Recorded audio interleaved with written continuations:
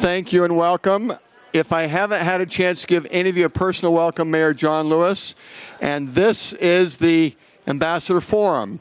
We've been holding this now for several years. The last couple of forums have been focused on education, so today you can see there's a theme, site selection and real estate, but education still has a lot to do with that. And so education leaders who are here, community leaders, business leaders, thank you. The agenda for today, we start with welcome and introductions. We do have some members of the Gilbert Town Council, and they're I guess we're the official hosting team. So would council members please stand? Bridget Peterson, Victor Peterson, Jen Daniels, thank you for being here. We have some elected officials that'll be on their way, but one I see right here, State Representative Warren Peterson, if you could stand. Any others I missed at this point? Supervisor Barney will be here in a few minutes. As you who have attended before saw the last couple of times, we did get a chance to introduce some of our education leaders. They've been on some of our panels, but there's one that, in case you don't know, I just wanted him to stand because, Mike Thomason, if you can stand. Mike will be, he's assistant superintendent, but as of July the 1st, he will be the superintendent for the Higley Unified School District, and let's give him a big round of applause. And so where was Ben Cooper? Well, Ben, just stand up. Ben served on the council for many years and has a lot to do with some of the things we're talking about today, so good to see you. And congratulations on that new assignment. So in this Ambassador Forum, we'll always take a few minutes and just give you an update on anything that's happened since our last Ambassador Forum. And so Dan Henderson, other team members, and he'll be introducing that team, will be doing that. We'll get into our Gilbert real estate overview, and then we have a fabulous panel. You can see some names up here, and that will lead to the close. Now, normally I would do the close at the time of the close. I want to just do the close right now. And here's the reason why. I read this, and it said, dialogue with industry peers has consistently ranked as the most important source of information influencing an executive's perception of an area's business climate. So first of all, let's be clear, who are Gilbert ambassadors? You know the fine print that you need to read? We didn't even put fine print. The mere fact that you're here today, you are an official Gilbert ambassador. Welcome to the assignment.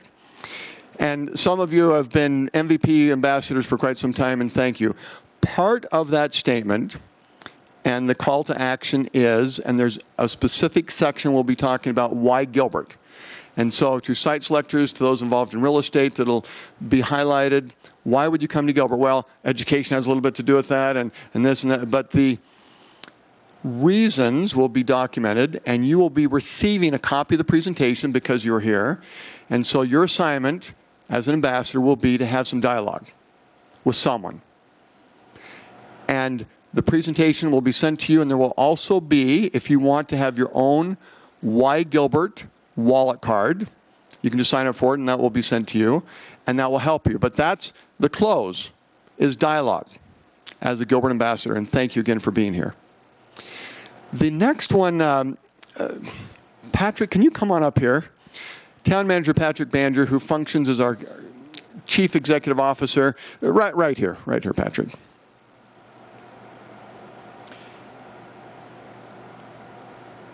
When I show the next slide, and you stand up and give a standing ovation, I don't want Patrick to think it's for him. I don't want your head to go like this. But this next slide is about as exciting announcement that I think can be made. This came out just a few days ago, and some heard this, but I'm going to give the microphone to Patrick, and if you could just take a quick moment and explain the significance of this, but it had everything to do with Gilbert ambassadors and everything they do. So I'll give you the microphone, I'll come over here and press the enter key, and the standing ovation is not for you, it's for everyone in this room and what they've done.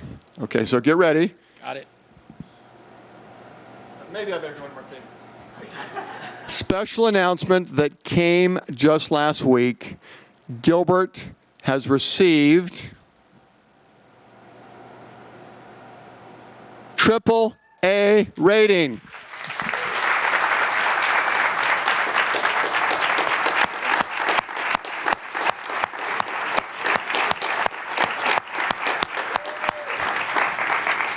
Thank you, Mayor. I'm happy to take just a minute to talk about something that we could go on for at least an hour.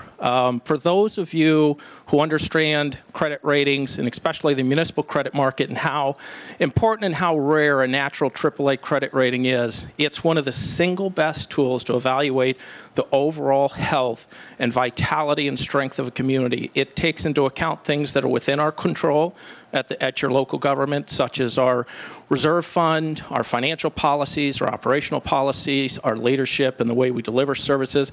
But it also looks at the strength of our business communities, which businesses are here, how well are they doing, how's our local economy doing. It looks at our school districts, and it looks at our families and our median family income. So it is one of the best tools to evaluate how we're doing. And to give you an idea of how rare this is, and for us, we really didn't expect this to happen. We felt like we had charted a course that put us on the path for AAA, but we didn't think it was going to happen this soon.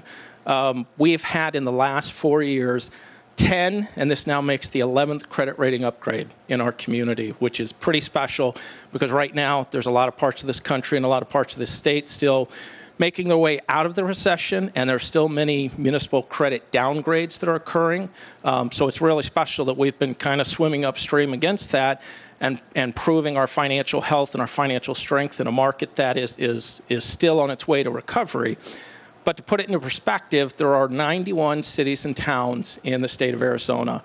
Of that, there are only 4 communities with a AAA rating, and those are Paradise Valley, and there's some obviously differences between us and Paradise Valley. Wonderful community, much smaller, higher median family income, higher home value in that.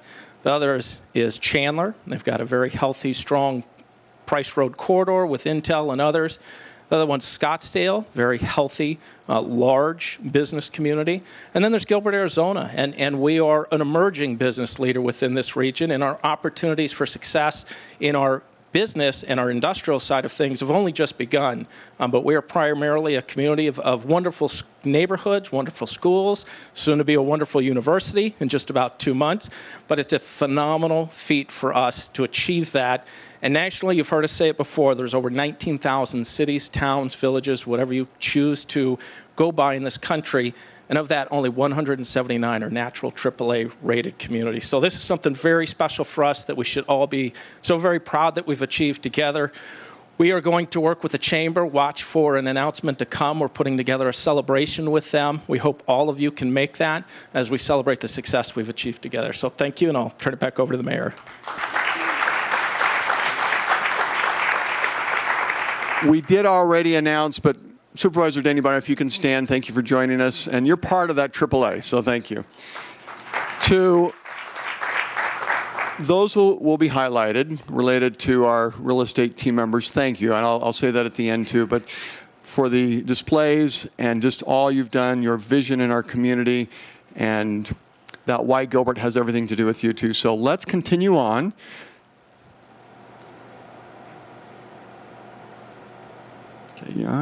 For the ambassadors, I bring up this slide because this is the ambassador assignment.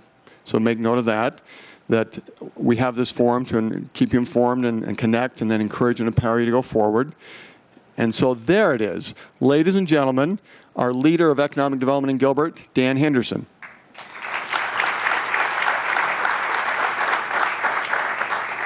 Thank you, Mayor. And thank all of you for being here and working together to achieve great things. The AAA bond rating and all of the development that you're seeing out in the lobby and certainly in the community. We're doing that together, and what a great place to be, doing it together. I'm going to provide a brief overview of Gilbert economic development, and particularly some of the efforts that have been taking place over the number of years to formulate and develop a strategic plan that has a focus on science and technology. So about 3 years ago, we worked with community stakeholders, local, state, national developers, brokers, real estate individuals, and certainly industry executives to develop this 5-year strategic plan. And again, the emphasis was really on science and technology and developing the system of activities that can create a very vibrant science and technology core for Gilbert. But equally as important to complement those things that are going on in the region, the state, the Mountain West region, et cetera. So in working with that group, we began to spend time in forecasting our activities and forecasting our goals. And what I'd like to share with you is the byproduct of that forecast. We did a 5-year forecast that projected 10,000 jobs.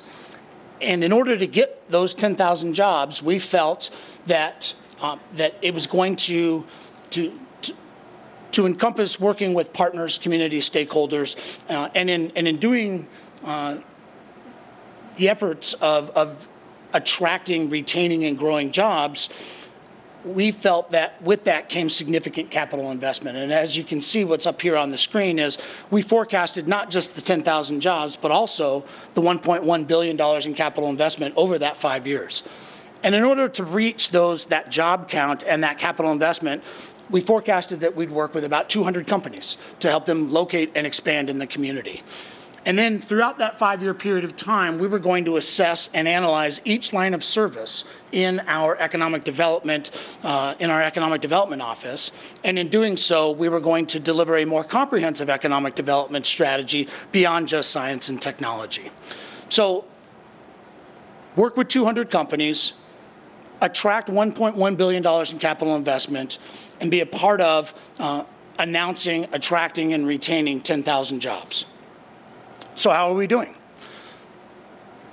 What you have here is a culmination of the work activity over this fiscal year, and we're in the 3rd quarter of our fiscal year. And what you see in terms of our measures, our lead generation, our announced locates and expansions, the announced jobs, the high wage. It's one thing to announce jobs. It's another thing clearly to locate high wage jobs within that overarching element of just job attainment and job announcements. With that, we forecasted the amount of square footage that we thought would come online during that fiscal year, and then ultimately the capital investment. And what you're seeing there is a year-to-date actual in terms of lead generation, announced locates and expansions, jobs, square footage, and capital investment. And then we benchmarked our actuals versus, based on where we thought we would be in Q3 in terms of that year-to-date goal, and then ultimately parlayed that into essentially a fiscal 15 forecast.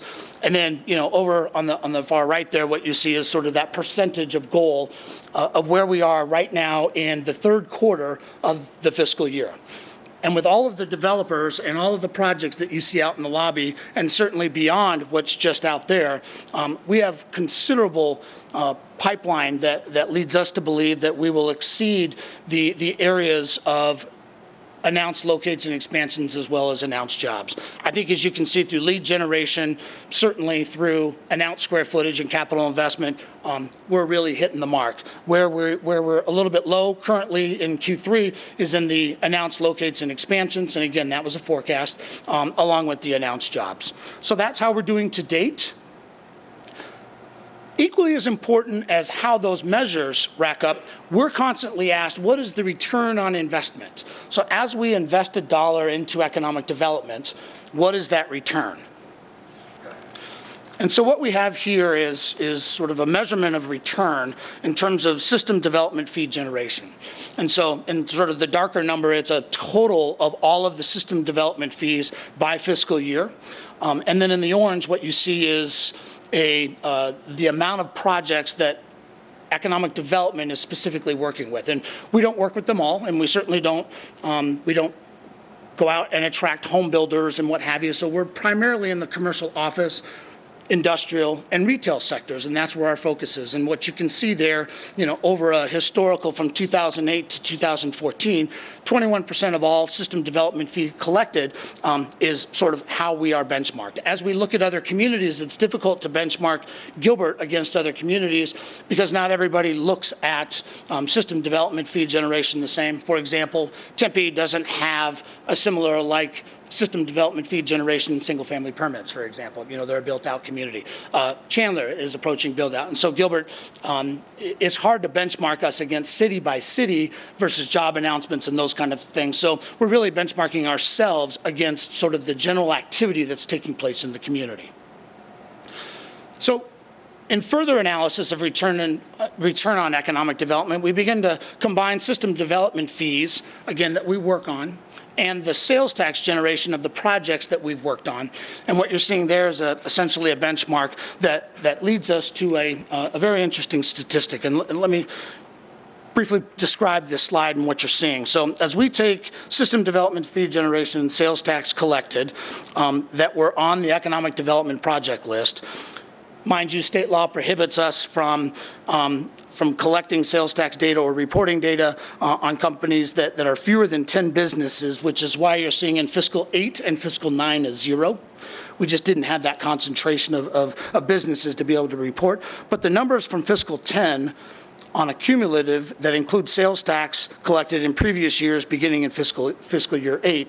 I think it's important to recognize that similar to the system development fee trend, sales tax collections for the economic development projects are also increasing at an average rate of about 57% or roughly 58%, for a total increase of about 439% over time, which is incredible.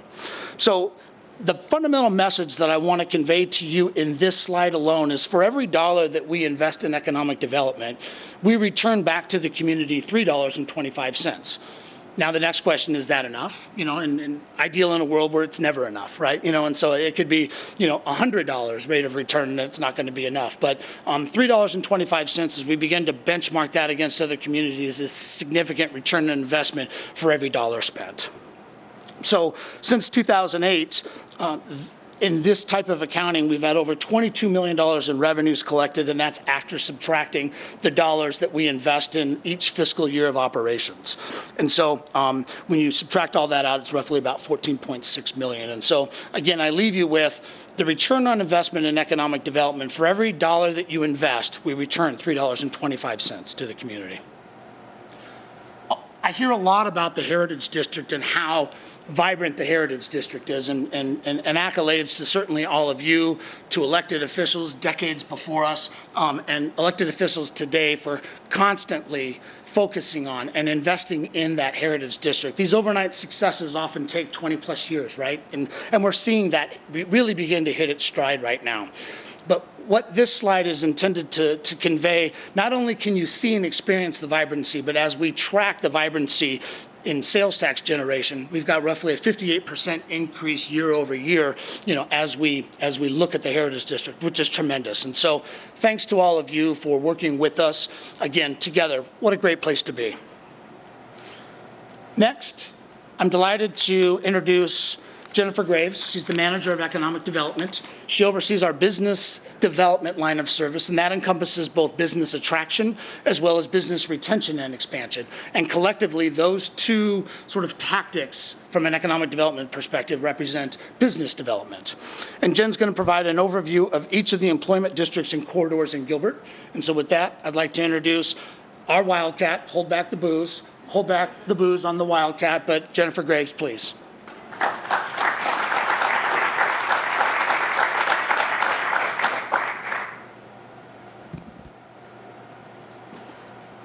Well, thank you, Dan, and thank you, everybody, for being here today. I certainly appreciate it when Dan likes to mention that I am a proud graduate of the University of Arizona. Get a chance to share all of that with you, and it makes me very happy. So thank you, Dan, for reminding everybody again what a great school I went to. So as Dan mentioned, today I'm going to share with you and walk through with you our employment corridors in Gilbert and highlight some of the employment-focused development that's occurring in each of these corridors. I'm going to start with saying 4.5 million square feet. Currently, in Gilbert's 4 employment corridors, there are 4.5 million square feet under development. These developments are contributing to Gilbert's ability to attract and retain and grow world-class companies.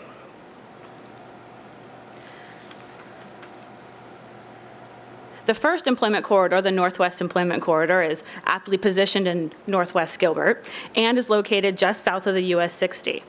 This area represents the highest concentration of jobs out of all 4 of our employment corridors, and primarily is comprised of operations engaged in manufacturing and back office operations, as you can tell by the major employers that call this area home.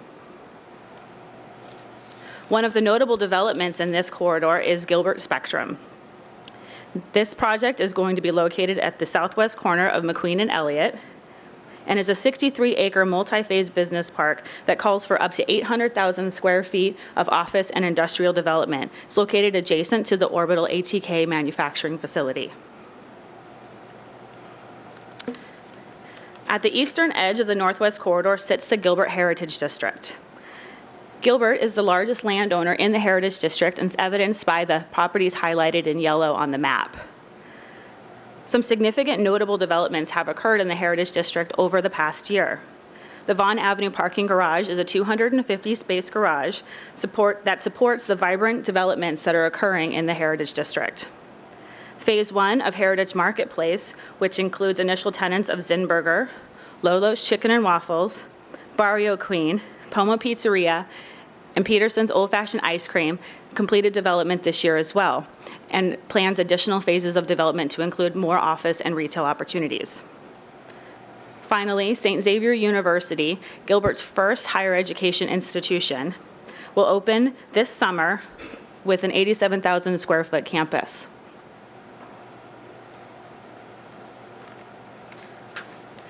The Healthcare Research and Development Corridor is also located off of the US 60 at Higley.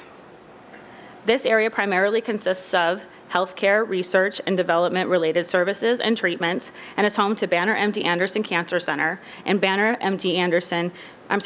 Gateway Medical Center. Recently, HD Management broke ground on the 6th hotel in Gilbert and the 2nd in the employment area.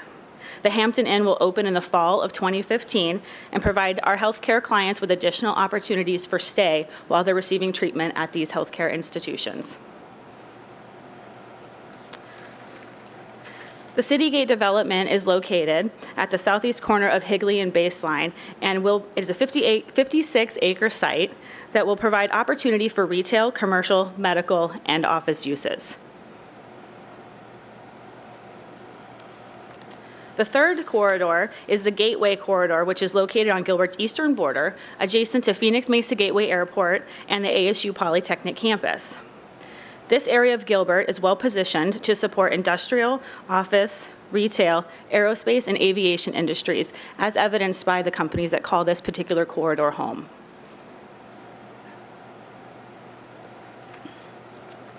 Key employment-focused developments in the Gateway Corridor include Morrison Ranch Business Center, identified by the number 1 on the map, which is located just on the eastern border of Morrison Ranch and is ideally suited for commercial and industrial development. This site is a 300-acre parcel. Next, we have North Gateway, which is a Rockefeller Group development located at the northeast corner of Warner and Recker.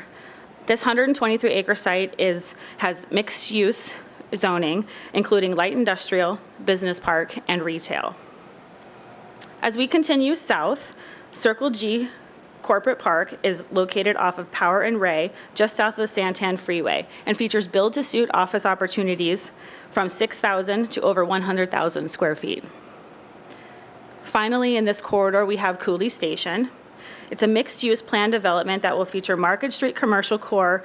That will feature a Market Street commercial core that's leading into ASU Polytechnic campus, and will tie the eastern portion of Gilbert to the activities happening at ASU and the Phoenix Mesa Gateway Airport. Finally, we have the Central Business District. The Central Business District is an economically diverse area with significant retail, healthcare, office, and industrial developments. A number of national developers are aiding in the rapid growth in the Central Business District, including Nationwide Realty Investors, Trammell Crow, Macerich, Orset Properties, Rockefeller Group, Park Group, Artis, and Duke. Through their investments, Gilbert's ability to attract, grow, and retain world-class companies has been significantly enhanced. Key employment-focused developments in this corridor include Rivulon, a Nationwide Realty Investors development that will include 3.1 million square feet of office, 500,000 square feet of retail, and over 250 hotel rooms. The project just completed the LA Fitness on site and is currently under construction with 125,000 square foot of spec Class A office and 150,000 square feet for the new Isagenix corporate headquarters. Next, we have Park Lucero, a Trammell Crow development located just south of the 202 and east of Gilbert Road. This project will include over 600,000 square feet of Class A industrial space and recently is just completing over 200,000 square feet of that space as part of their Phase 1 development. Just south of Park Lucero is the Reserve at Santan. This is an Orset Properties development, and they just completed a 104,000 square foot building on site as part of Phase 4 of their development. The Reserve at Santan is a 39-acre business park which accommodates a broad tenant base ranging from local startups to national firms. The next project just to the east of the Reserve at Santan is Gilbert Crossroads, a Rockefeller Group development located at the southwest corner of Gilbert and Lindsay. This project is expected to include approximately 495,000 square feet of Class A office space. Lastly, we have Val Vista Square, which is a Ryan Companies development located at the southeast corner of Pecos and Val Vista. This 36-acre mixed-use development features office, medical, restaurant, retail, and hotel space with over 250,000 square feet of planned Class A office. And this center is located at the gateway of Santan Village. Thank you so much for letting me take you on a tour of Gilbert through our employment corridors. I will turn this back over to Dan now, and he's going to introduce today's panel moderator.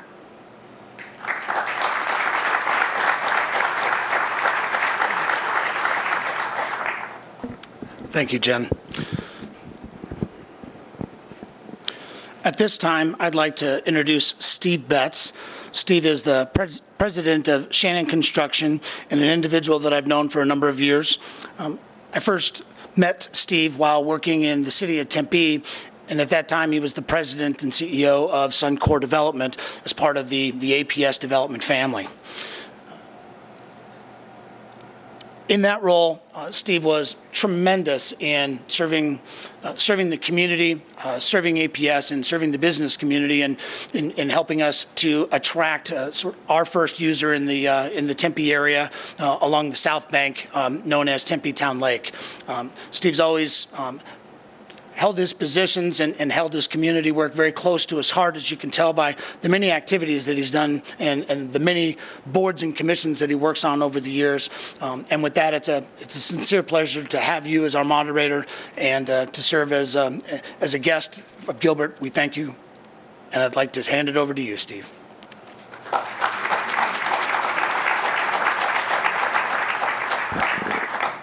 Thank you, Dan, and thank you, Mayor, for having me here today. You all are so fortunate to have a mayor that you have that represents the city so well, but represents the community so well. Terrific program, by the way. I really, my first time here, I guess I'm an ambassador now since I'm here. Actually, I enjoy that role. As you've heard from Dan, I was the CEO of Suncor Development Company. Before that, I hate to admit this, I was actually a lawyer at one time. I was a land use lawyer for 20 years, representing different developers around the state, really around the region, around the Southwest.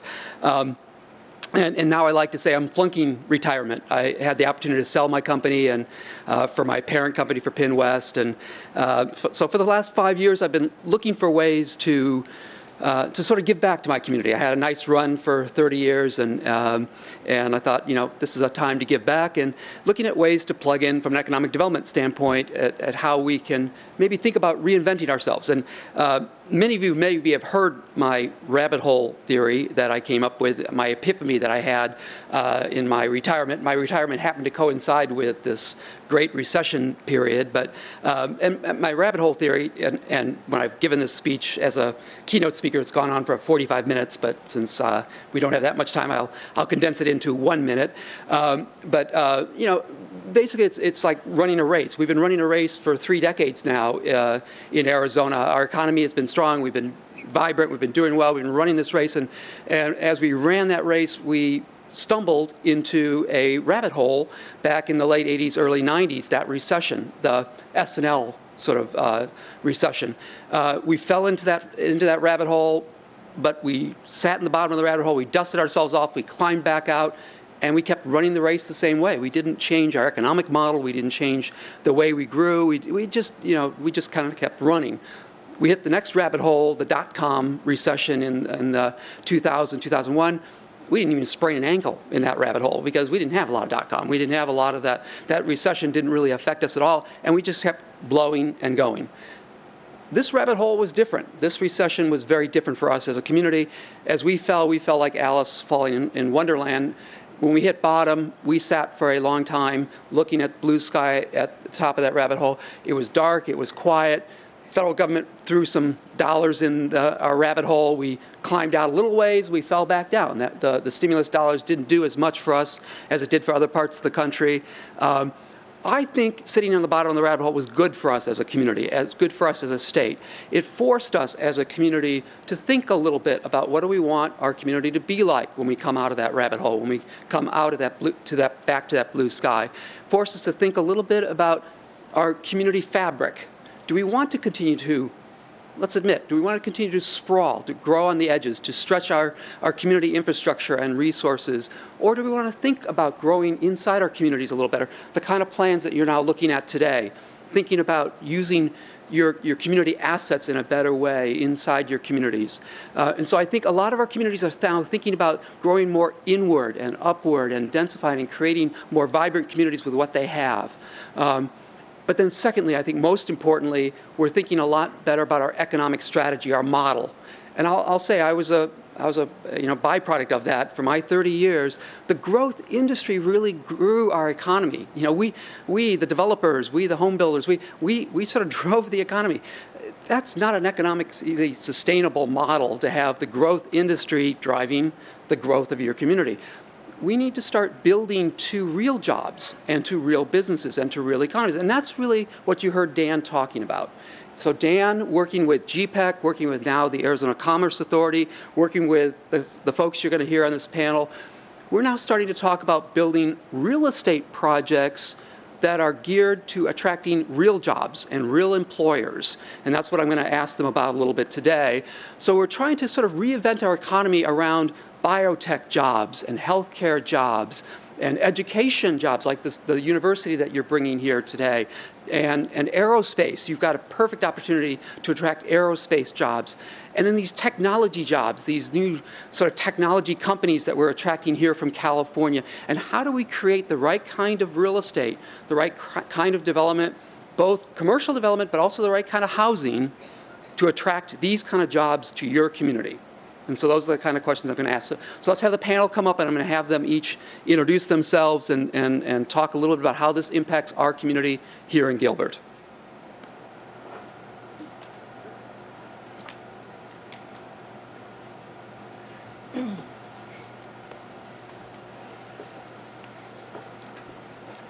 Okay, if we can, let's just go one by one. Just take a couple minutes, introduce yourselves, and then I'll hit you with a few questions. So, all right. Brett.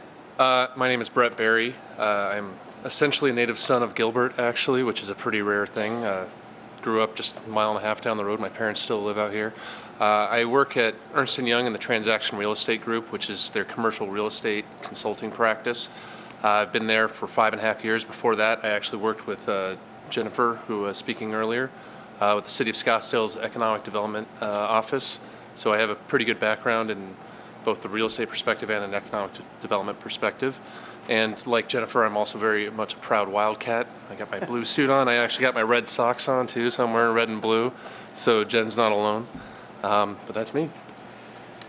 Hey, good morning. My name is John Lenio. I am an economist with CBRE, and I'm one of the firm's site selection consultants. My job is to travel across the U.S. for our clients, engaging in communities like Gilbert to basically advocate on behalf of our clients.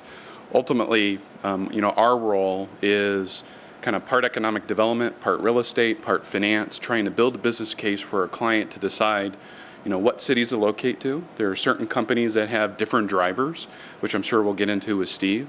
And so hopefully some of the insight and observations on what really goes on behind the scenes before you see an announcement will hopefully be revealing. Great. Jim. Morning, I'm Jim Rounds. I'm a partner at Elliott D. Pollock & Company. If you're not familiar with our company, we've been known for more real estate analysis over the years, but since the last recession, we got involved in economic development and public policy a lot more. In fact, that's probably where I spend the vast majority of my time. And there are a lot of intersections between real estate activities, the economic development activities, what's going on at the Capitol, what's going on at the counties, at the city level. A lot of different things have to come together. And in fact, that's why I'm excited to be in this type of an environment, is once you start to realize that all these things are important, then you can start to put together plans where you have that short-term plan, mid-term plan, long-term plan, much like what we heard Gilbert's trying to do. Perfect. Hello, everyone. I'm Kathy Thuringer with Trammell Crow Company. I'm a principal with the company. Those of you who may not be familiar with Trammell Crow, we are a nationwide real estate developer, commercial properties. We've been named now 2 years running the #1 developer in the company by Commercial Property Executive. We have approaching $9 billion worth of projects that are in process or in the pipeline across the country. I handle all the industrial development for Trammell Crow Company in Arizona, and I'm here to answer any questions and talk a little bit about our project Park Lucero, which we're very proud to have actually completed now in Gilbert and have some really good activity. Terrific. Terrific. Well, thank you. As you can tell, we have an exceptional panel, and again, a tribute to the mayor and his staff and the ability to bring this kind of panel to you all. So my first question, and in real estate, we oftentimes use an analogy, a hockey analogy, of skating to where the puck is going, not to where the puck is. And so we always look for trends. We look for trends and so that we can build to where the trend is going to go. So each of you take just a minute and talk about where are the national trends in where jobs are going and where real estate is going to attract those jobs. Sure. From a macro perspective and investment perspective, one thing we've been seeing a lot the last couple of years especially, there's most of the real estate investment, especially the institutional money, and a lot of the companies have been really focusing on the core markets, the San Francisco, New York, Chicago. Those kind of markets are kind of getting a little overheated, and values and rents are getting so high that it's becoming less economically tenable. So the expectation is, in the next couple of years to see a little more push towards the secondary markets, and the suburban office market nationally and industrial has not been that great the last couple of years, but it's starting to push out there as it becomes a little more agreeable when they're looking at their cash flow models. As you move into kind of the more micro level kind of perspective, for things like office use, there's definitely been a trend, and I don't think it's going to change in terms of what people are looking for in terms of spaces. It's a little less, cubicles or a lot of offices spread along a wall. It's a lot more collaborative space. It's a lot less square footage per employee compared to what it used to be. It's a lot more, let's put, 6 people at a table rather than 6 people spread out over, larger square footage, which has an impact on development and is one of the reasons why office space is, the vacancies kind of lingered, and especially in some of what used to be our core markets, North Scottsdale, 24th and Camelback. Those are not necessarily been recovering as much as in Phoenix, like the Tempe's or the 101 corridor that's very tech focused, where there's next to no vacancy. So I think that those trends are probably going to continue. I was talking to one of my broker friends who does a lot of tenant rep work, and said there's 2.5 million square feet of tenants looking for space in the Southeast Valley right now. And a lot of that's been going to the 101 corridor, and there's only 3% vacancy there, so it's gonna, they're either gonna have to build or start expanding where they're looking. So I would say from a national perspective, my view is always kind of 30,000-foot view, because Gilbert's impacted by how Greater Phoenix is viewed nationally. So generally what we've seen since the recession is that headquarter projects, mostly on the East Coast and in the middle of the country, are expanding. Distribution was kind of one of the first kind of product types that started to pick up. So as consumer demand started to improve, companies that actually distribute, let's say, food products, clothes, pharmaceuticals started to pop up to satisfy consumer demand. Lately, we've been seeing opportunities with shared services. So as Brett was mentioning, there's some companies who historically have had, finance and accounting, these corporate type of functions located at their headquarters, whether it's in San Francisco, New York, LA, Chicago, and are really figuring out that they can save money by relocating to cheaper labor markets. So where Greater Phoenix has, and Gilbert for that matter, have an advantage is that when you're looking at finance kind of positions or accounting or IT software developers, the cost of those in, let's say, San Francisco relative to the Phoenix area, there's a substantial difference of probably 10%. And so what we're seeing from a corporate labor migration point of view, Greater Phoenix is starting to continue to get on the short list for those finance, IT, accounting types of positions from companies looking to save money. And the context there is if a company can save $1 an hour on those positions by moving for, let's just say for 500 jobs, they save $1 million in labor costs year in and year out just for $1 an hour. So the advantage that Greater Phoenix has is labor rates are relatively cheaper compared to more dense markets, which is a draw. Where we see, I think, Greater Phoenix and the Gilbert area as having an advantage is once you land on a short list in terms of a labor market, then it becomes you stay on a short list if you have real estate. And so what we saw today from Jennifer and from Dan is, the town has available real estate to build on. Whereas if you had nothing, you wouldn't stay on the short list. So I think from our perspective, we're seeing a lot of positive lights in Gilbert as a whole.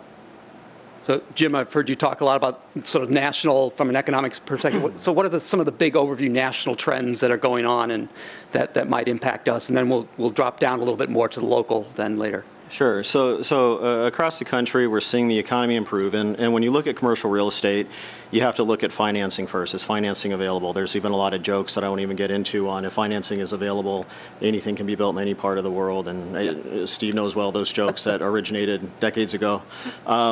You need a strong economy. So you need to see some job growth. And then you need to see, and population growth. And then you need to see quality public policy, and the public policy might be infrastructure investment. It might be, like John was saying, if some land is available and they can move more quickly on a deal. And so that's what I've learned more recently is that Arizona has followed some of the better states across the country and understanding that there's different components of growth. And I think what you said earlier might be the most important thing said so far is we went through a period where we were very complacent and we just relied on growth as a base industry. And that works over a short period of time, but it's a little bit more like a Ponzi scheme where at some point it has to come to an end. Mm-hmm. And so you have to look at the breadth of where you might grow. But I feel like we're moving in the right direction. Now, I've seen some communities not doing the best job of economic development. I've seen other communities do a great job, and I've complimented Gilbert a number of times in some of my speeches. So I feel like things are going well there, going well at the county,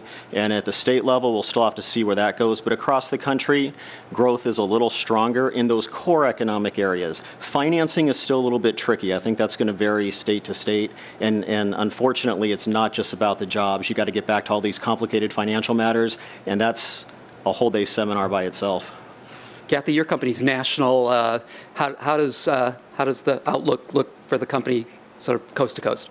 I think coast to coast, we're obviously really active right now, and it's taken us a couple of years to kind of ramp up to that level from the Great Recession, the end of the Great Recession.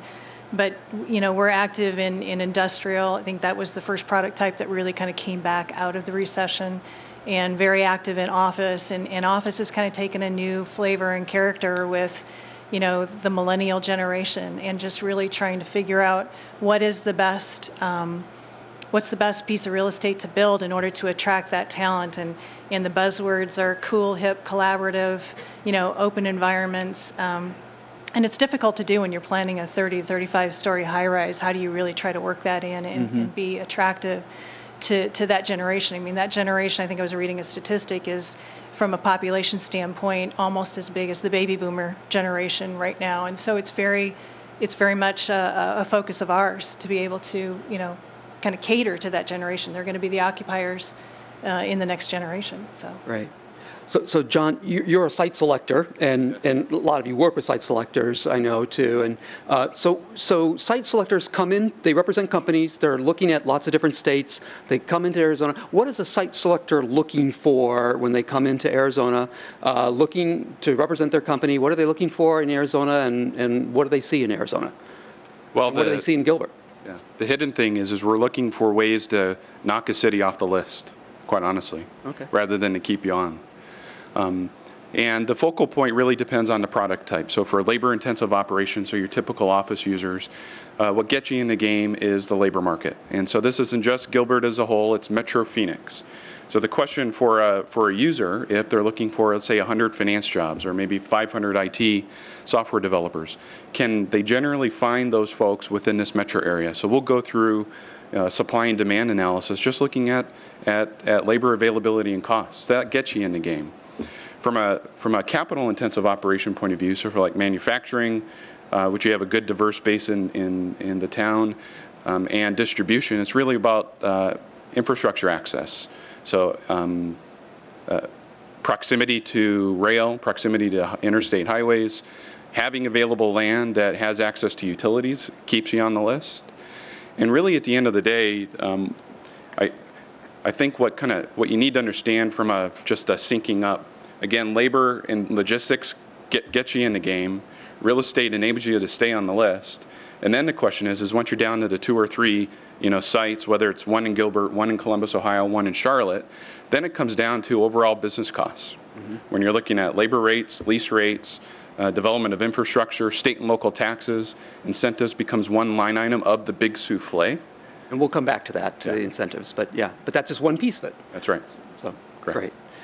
Brett, so you grew up here. So tell me, Gilbert. So site selectors looking at Gilbert, and we're in the game now. We're one of the. What are the attributes? What do you put on the list that helps to sell sort of the Gilbert of the list of things? I think to kind of echo what John said, the first and foremost is always a workforce that's there ready to go, or there's workforce training available. That things like higher education, the Polytechnic campus, the St. Xavier University, being able to have some of these skills that are either transferable or you already have kind of some types of employers. The Southeast Valley has a lot of a strong engineering base with aerospace, semiconductors with the Motorola's, Orbital, General Dynamics is, so that creates a pretty good base for that group of type of businesses, which makes it a very appealing thing because people don't want to pay for moving expenses or struggle to fill the jobs they have.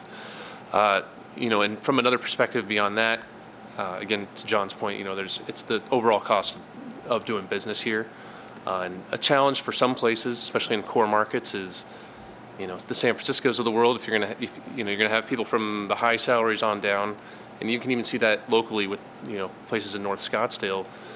If you're having to, you don't have a relatively affordable places to live and a diverse amount of type of housing, to be able to have kind of lower labor costs so you can, people can actually live here, work here. That's something that I think Gilbert has in abundance with the real estate they have. Another aspect I know that is beneficial to a lot of companies, they usually want to kind of phase in a growth plan. Maybe they will occupy 60,000 square feet today of an existing building, but they want to eventually build their own or build a suite or kind of tailor something to that. So when you have available real estate, that really appeals to a lot of companies. And Kathy, so you mentioned this a little bit too, but you're talking about attracting tenants to your buildings that you're building and such. You're trying to attract maybe a little different tenants sometimes now. The tenants are looking for different kinds of space and maybe a younger workforce. Well, yes. I mean, I think generally in industrial, it's not it's not nearly to the same level that office is. But we're also doing office in the Valley too, and so we've had to very much pay attention to that change in environment from traditional office from when I started with the company 27 years ago. It's completely different. But from an industrial perspective, I guess I would look at it. I'm really more kind of at the 5,000 foot level with what we're working on here in the Valley, and it's great to have cool environments, but it also has to be efficient and it also has to be cost effective, for industrial users. So we plan our projects to be as efficient as possible, to be as attractive as possible, but still be competitive within the other industrial developments that, quite frankly, are going on in the Southeast Valley and the Valley as a whole. So you always have to temper that. And we do the best job that we can. We try to figure out where there are holes in different submarkets and try to fill those holes with projects that bring jobs to communities like Gilbert. Terrific.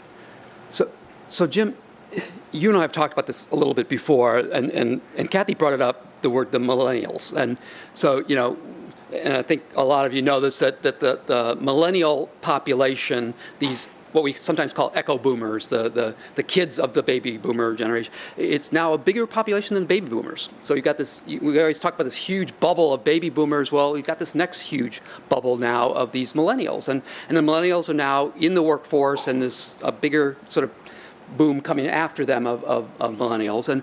And they're different. I mean, they're not necessarily wanting to own homes necessarily right off the bat. They're not necessarily forming families right off the bat. They're wanting a little more flexibility. They want a lot of them are looking for more of a walkable urban experience around their job. Right. How does that fit sort of Gilbert, and how does that fit here? And what are they looking for in terms of housing? Sure, and let me make a broader observation real quick, and then directly answer the question. So sitting as an observer to the last three answers, there's a theme that's developing, and you always want to look for that broader theme. And the theme is that there's a lot that goes into how you grow an economy. And so you didn't just hear, we start off by looking at the lowest individual income tax rate or the lowest corporate income tax rate. You look at a lot of different things. And so the statement that I was making over this past year is you can walk and chew gum at the same time. You can be working on tax policy, economic development policy, sound local public policy. But I think it's even more than that. I think you have to walk, chew gum, maybe pat your head and rub your belly. Or I got that backwards. I can't remember what it is. I have a hard time doing that. But so you have to look at what makes an economy grow, and then you have to look at the breadth.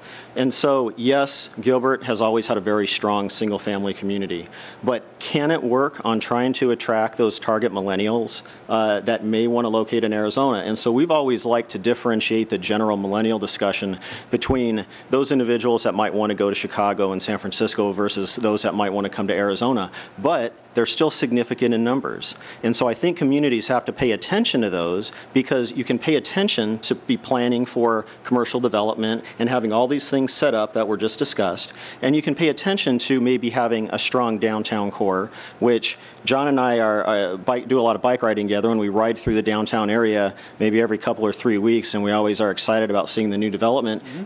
It's a neat area, and we've done some analyses for you guys related to the higher education opportunities. You need people.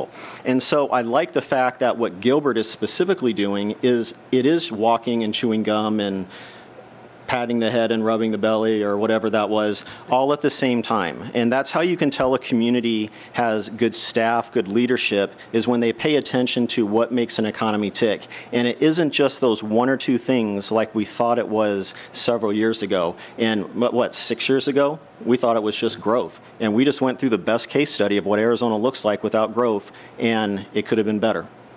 Terrific. So anyone pick this up a little bit, but so Gilbert today has terrific neighborhoods, terrific single-family housing, has a great job base, has a lot of things going, has, as Jim is pointing out, has a great downtown now with restaurants. Multifamily, though, density housing, rental housing is not as much. And is that going to be a drawback for employers that want to come here with a work base? They might be bringing that workforce from San Francisco with them, and they want that. Is that going to be a hindrance for them from a site selection standpoint, from an employer standpoint? Do they need to look at supplementing their workforce housing that way? I think that, you need to have a range of options available for for residents and for potential employees. Because one of the things that held back a lot of people think the economic recovery was kind of started and ended with housing. And Gilbert, we know, was hit pretty hard in Arizona, especially. When people are upside down on mortgages, suddenly they're not mobile, so they can't move to another place to have an opportunity. I don't necessarily subscribe to the theory that millennials are always going to be renting, because Not always. Right. I think eventually that that the financial benefits will eventually alter, and when they start having, they're delaying household formation. That doesn't mean they're going to never have a household formation. Right. And an interesting side note to that is, as the millennials start to age, they start getting to where they start wanting to have children. That's where places like Gilbert have a wonderful appeal, in that they have strong school districts. Exactly. The long-term planning that Gilbert started doing 20, 30 years ago has enabled it to have kind of that small town feel, while being what I think it's the 97th biggest city or town in America. So they moved from the density housing into the single-family housing. Yeah, and right. you see some of the trends in Gilbert, and there's been a lot more apartment development certainly than when I was growing up here. There's still not that much. And it's kind of a paradigm shift in terms of, I think, development locally, where it used to be single-family growth, just keep pushing southeast, northwest, just keep moving out there. The old farm fields, just pour some water on it and a house will grow as a new crop. I think you're seeing that a lot of those old ways of doing things aren't necessarily kind of coming to fruition, even as the economy is recovering out in the Pinal County kind of area.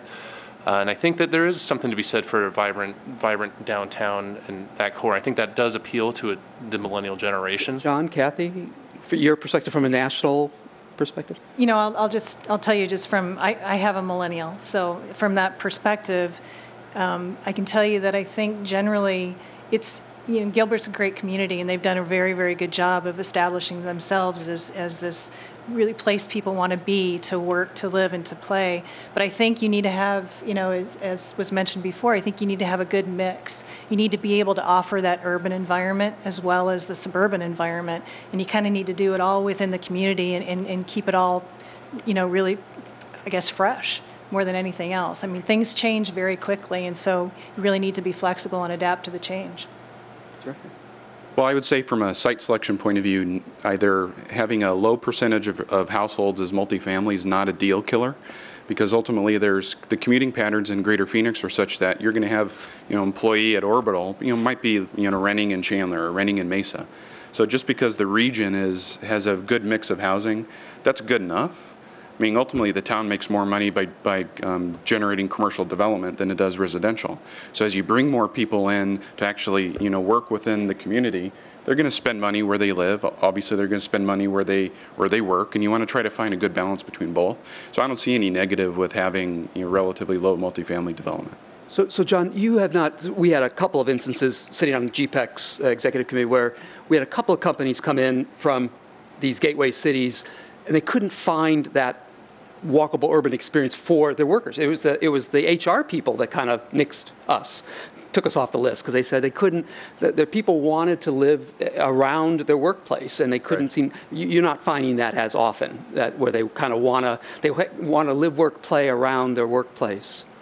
Not often. Meaning you'll see that mentality from companies who have to live and work that way in San Francisco and New York and Chicago because of the densification. Okay. But when you start to look at Phoenix is a different bird. We're spread out. Yeah. You're not going to have a super dense area like in Reston, Virginia.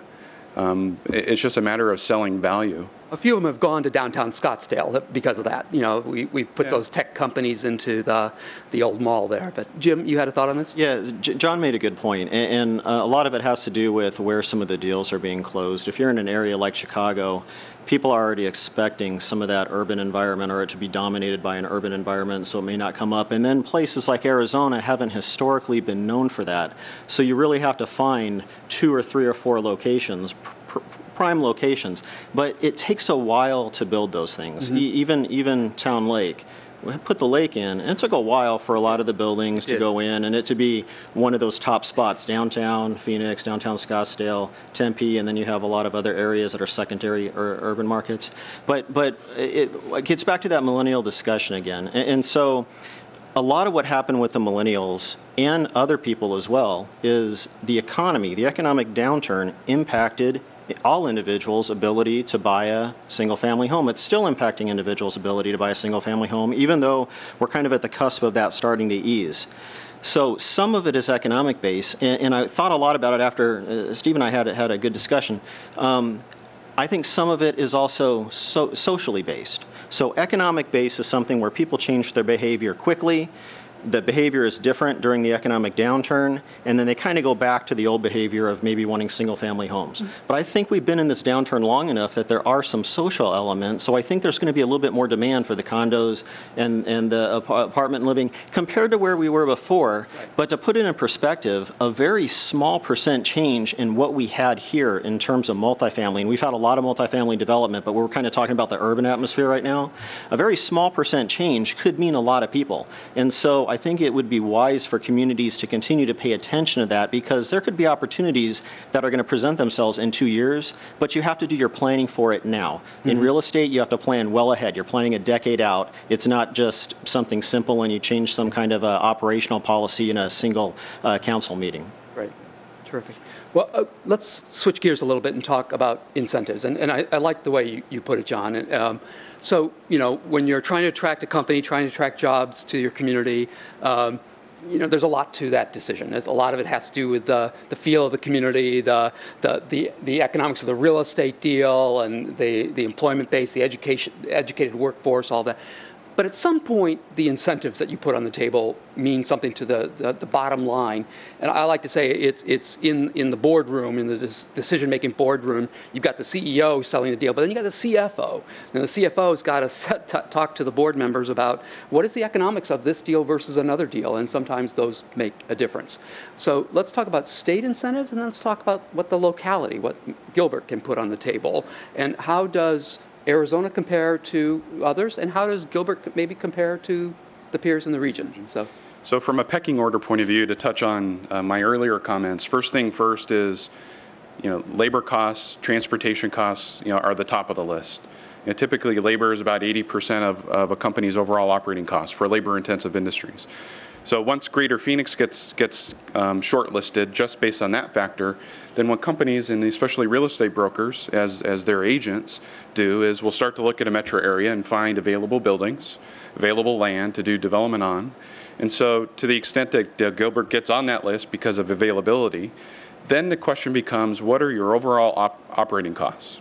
So we're going to look at, if we're comparing, Gilbert to, let's say, Orlando, Florida, Columbus, let's say, even Chicago, 97% of the decision, really at the C-suite, which is where my engagement is all in the numbers. Okay. Now, where incentives comes in, incentives is really not the first thing that a client asks us when they engage. It's the last thing. Because ultimately, any incentives and even tax offsets are really intended to do two things: to either level the playing field between the Phoenix area, Gilbert in particular, and the competitive alternative outside the state, or two, sway the business decision so that it's not insanely, but it's noticeably cheaper, less expensive over the long run to operate within the Gilbert market.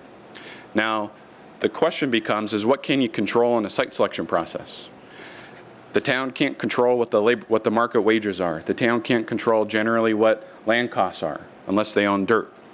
The town can't control tax structure in the short term. You can't change the property tax rate just out of the blue. So what can you control once you get a client in and Dan's starting to court them? Well, when all is said and done, all you have control over is do they like you, begin with, and then two, can you help them offset any cost disadvantages with incentives? So when Jim and team kind of developed an Arizona competitiveness report back in '09, which the Speaker of the House engaged on, and that was kind of the part of the watershed moment for the legislature and for the powers that be at the state, because they found out, through some of our advice to Jim's office, at the time Arizona really had no usable tools to basically win a project at the very last moment. Since then, the state, we kind of rank states year in and year out about availability of incentives and effectiveness. The state is competitive. So it's not competitive. It's not the most aggressive state in the U.S., but at least Arizona has tools to use. So you have the Quality Jobs Program, which are income tax credit offsets. You have Arizona Competes, which is a deal closing fund. There are options for major headquarter and manufacturing facilities. So there's good tools to use to kind of pick and choose when the time is right. From our perspective, the state is trying to get in the game and using those better. I think from our engagement with the town on some recent projects over the last 2 to 3 years, the town is responsive. So first thing that we look at is, will Dan and team return my call in 24 hours? And the answer is yes. There are some communities that don't return phone calls, and ultimately that pisses me off. So Jim, as you know, and you and I have talked about this, so the legislature and the governor this year had some tough budget decisions to make. They did two things. One is they sort of signaled that they're likely sort of narrowing, if not closing, the deal closing fund. And so that we may not have that sort of a thing. And then they eliminated the job training dollars. So we're really the only state in the West not to have state job training funds. How much is that now going to hurt us from a competitive standpoint as we're now trying to attract companies going forward? It kind of depends. So from one aspect, you have all these different tools, but there's an advantage of the local economic development team being the smartest people in the room and having all the intelligence from not only the local community but the other states as well. Because I've seen examples where just correcting a company's perception of what the wages might be here was worth about $5 million. That was more than the incentive that was being requested. So knowing what that is, knowing the economic environment, another deal, it had to do with whether or not somebody wanted to move. Well, they weren't going to be able to get all these current workers out from being underwater in their homes. That was a false threat. But knowing that was helpful. So the question is on the making it up side first, can Arizona make some advances in its market research and its ability to go in and truly have every base covered? And we've made improvements, but I know that we still have a little ways to go. Here's what I'm noticing, though, is that a couple of years ago or 3 years ago, I started seeing more coordination between the various entities on just getting together on projects, mainly businesses coming here. And then lately, it's been more of these same groups getting together on specific issues, like physical infrastructure, the roads, educational infrastructure. So now they're getting together on topics, so they're making improvements. So that'll offset it some. The irony about the workforce training program is that when we did our report, the only tool we had was the workforce training program the prior year, right. And as John helped me find out, we got rid of that year, and we had 0 tools. We ranked Arizona 50th when we went through that exercise, so it's kind of funny that we ended up getting rid of that again. Deal closing, they swept all the monies that weren't being used. Mm-hmm. There was one article that criticized the Commerce Authority for having these extra monies.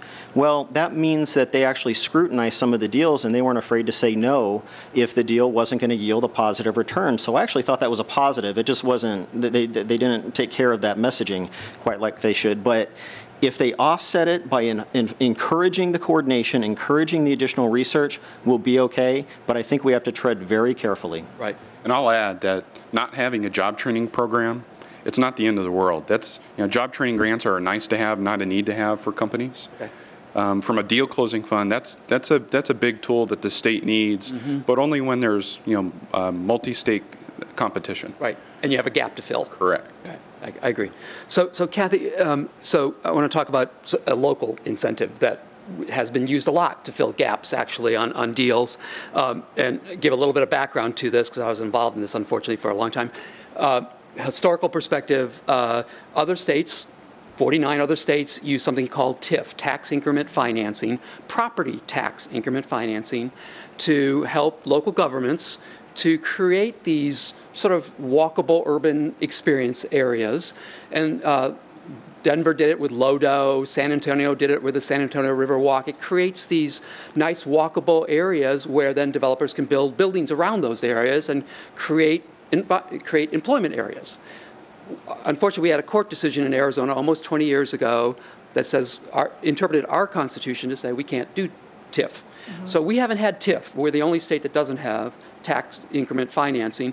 So we created something called GIPLET, Government Lease Excise Tax, and it's sort of a hybrid kind of thing. And so we've been using GIPLET now for all this time, which is a little different. And I know you all have used GIPLET on some of your office projects to incent.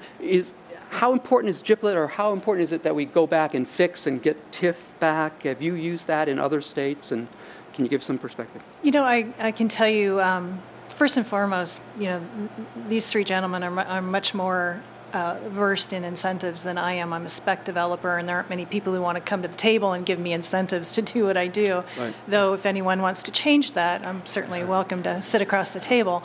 You know, GIPLETs I'm familiar with. I mean, we've looked at a number of projects where there may have been GIPLET opportunities, and it creates a competitive advantage for your project, and especially in areas where, you know, the development may help the community overall, you know, try to boost some economic development. I have not been involved in any TIF projects, and I know that we haven't been able to do that here in Arizona. Okay. I don't have enough history with it, Steve, to tell you, but I would tell you that I think it should be looked at. Okay. I think that there are, John, you can tell me because you sit on the other side of the table, but from a site selector standpoint, I mean, they're really going to gravitate towards a site, all things being equal, that has less risk associated with it.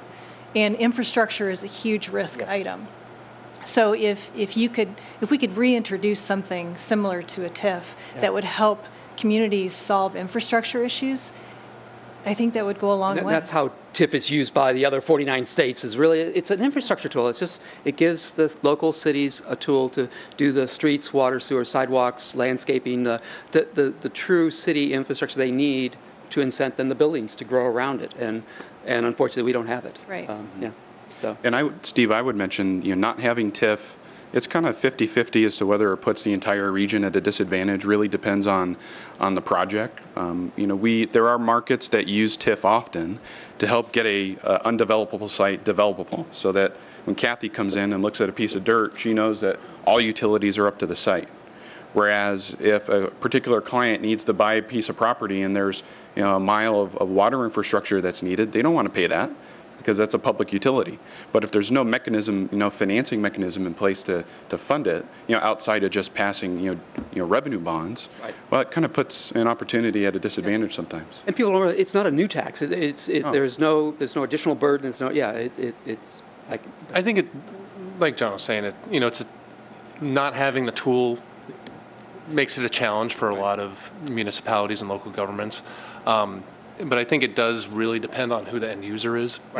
But from another perspective, as an economic development tool for towns and cities such as Gilbert, they're approaching being landlocked. Sometimes things, you know, GIPLETs and TIF financing is useful in terms of being able to think more long-term and give a little bit of a security blanket, a little more certainty to a developer to maybe build something that's more looking 10, 20 years down the line rather than just what the current market demands. You know, if you're looking in downtown Gilbert, maybe you're wanting to have more of an employment base because we're going to be built out. We're not going to be in growth mode. So maybe we want to have a little more density of employment. You know, current market demands, current land values, and land availability maybe doesn't justify a 5-story or 7-story office building. But if you can, through some type of tools like that, you can maybe make that a more agreeable proposition to the Trammell Crows of the world that are wanting to build something a little more ambitious. Terrific. Are we supposed to be wrapping up at 9 o'clock, I think? Is that correct? Yes. Yes, that's what I thought. So I think that was our final question. Please help me to thank our terrific panel.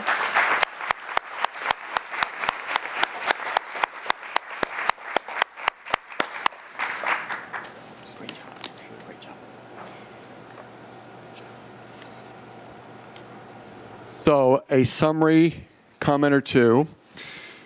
Jim and John, for quite some time, not only for Arizona, but for Gilbert, have been very helpful in giving feedback. And thank you. And let's see if I remember. So return phone calls. Yep. Okay, we'll keep doing that. And then this is going to be a tough one. I might even have to put the mic down in a minute, but to walk, chew, rub, and pat at the same time. Let me.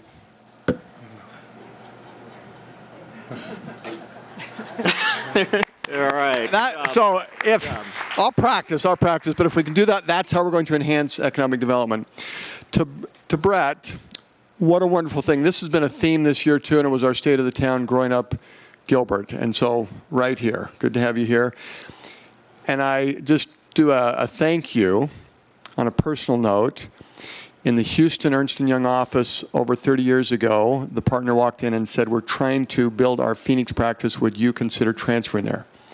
And so it was our Ernst & Young team that transferred me to Gilbert 30 years ago.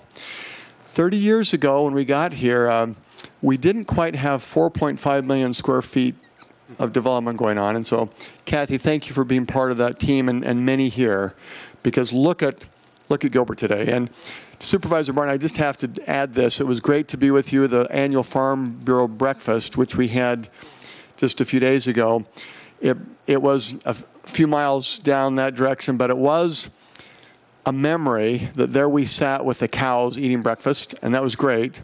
And so 30 years ago, right around here, this area, were 3 dairy farms. And I miss that. But at the same time, I get back to the vision of so many of you and those in this room.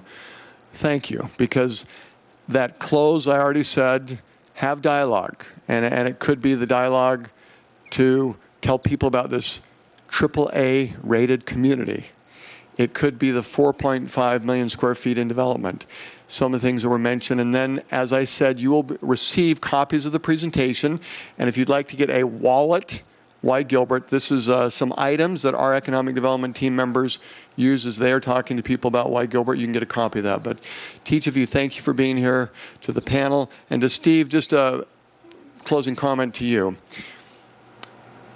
30 years of great commitment to Arizona, and I've watched you in this retirement thing, and you are amazing. And so I guess I'll use that statement that someday when I do grow up, I want to be like Steve.